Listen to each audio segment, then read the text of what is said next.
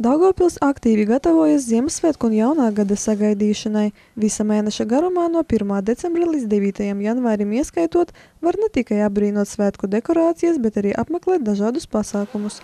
Šajā darbā iesaistījās arī citi pilsētas uzņēmumi. Šogad Sijā Daugavpils satiksme ņem aktīvu dalību Daugavpils pilsētas svētku programmā.